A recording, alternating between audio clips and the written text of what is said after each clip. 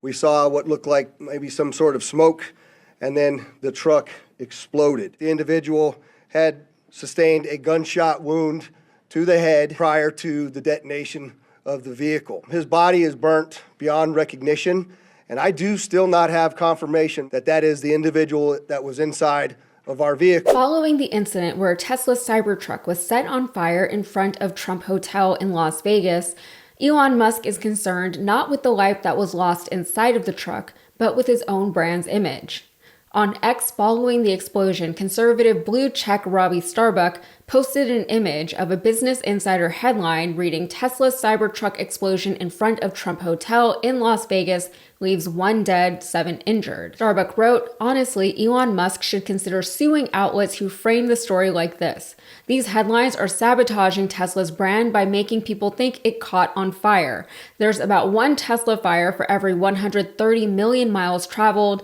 Other cars have one every 18 million miles." People who agreed with him, at least to some degree, assert that it is strange that the headline specified the make and the model of the vehicle that was exploded, suggesting that had it been any other car, those details would not have been considered headline-worthy.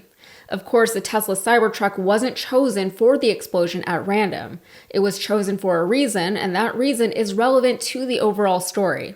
If it wasn't a Tesla Cybertruck, the story would arguably be a lot less complex than it actually is. Also, I can't imagine that anyone has heard of the Cybertruck exploding but hasn't heard that it was deliberately exploded by someone. I would find it very hard to believe that anyone who knows of the story at all thinks that the Cybertruck just spontaneously exploded. I would say that the explosion was worse, however, for Elon Musk's personal brand, specifically regarding his more outspoken and prominent political ambitions, than it was bad for Tesla. To the suggestion that Musk should consider suing news outlets that frame headlines in ways that are unflattering to Musk and/or Tesla, Musk responded saying, "Maybe it is time to do so." But while the framing and bias of the headline can be debated all day, the headline wasn't unfactual. So perhaps Elon wouldn't have much of a case should he actually pursue legal retribution against Business Insider et al., but it's still a scary prospect to consider that the alleged richest man in the world, who has his hands in several governments around the world, including ours, could weaponize our justice system against journalists or anyone who upsets or embarrasses him. One user on X pointed out that even on X, the headline on the Explore page specified that it was a Cybertruck that exploded. It's just a fact of what happened. But it's interesting that Musk is upset about an actual fact being detailed in a headline because he responded in his typical juvenile fashion when he was called out on X for becoming a disinformation superspreader. Joni Eskola, a Finnish graduate student and activist for defense of Ukraine, wrote, "Elon Musk is rapidly becoming the largest spreader of disinformation in human history, hijacking political debates in the process. The EU must take action." Musk responded with 3 words, 2 of which I can't even repeat in this video. F-U, R-word. He also used the letter U for the word U because I guess this is 2004. However, this student isn't the only one calling Musk out for spreading misinformation. France24 called him a disinformation superspreader and reported that in the first 3 weeks of October 2024, Musk pushed at least 28 fake stories on his X account, stories that were viewed over 500 million times. But Elon Musk isn't the only billionaire who, apart from situations where it makes him look bad, is not concerned about misinformation or disinformation on his social media platform. Mark Zuckerberg of Meta has made some troubling announcements recently.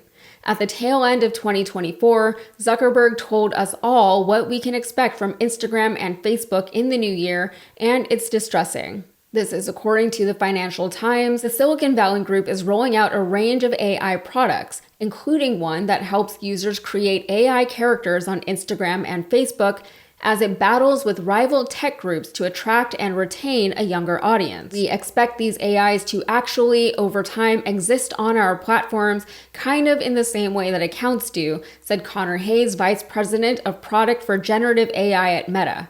They'll have bios and profile pictures and be able to generate and share content powered by AI on the platform. That's where we see all of this going, he added. In other words, the plan is to flood the platform with bots, as if bots aren't already a massive problem in comment sections. And I'm always skeptical of these things, but I was watching some videos on YouTube the other day from the Golden Globes, and I was tracking how many times I would see the exact same comment from different users in the comment sections. The internet is not real anymore. The dead internet is no longer a theory, and if social media platforms are just flooded with bots, now intentionally and publicly so, then what even is the point of any of it? It's not social. Is Meta just trying to boost its own numbers by claiming users and engagement even though we all know that none of it's real? Additionally, Meta has just announced that it is no longer planning to fact check its content. Instead, it'll leave it up to its users to fact check in comment sections, the fake AI users, I don't even know.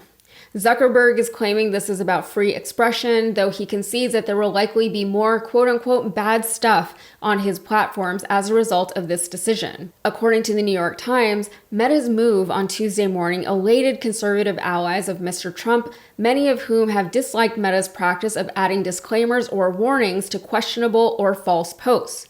Mr. Trump has long railed against Mr. Zuckerberg, claiming the fact-checking feature treated posts by conservative users unfairly.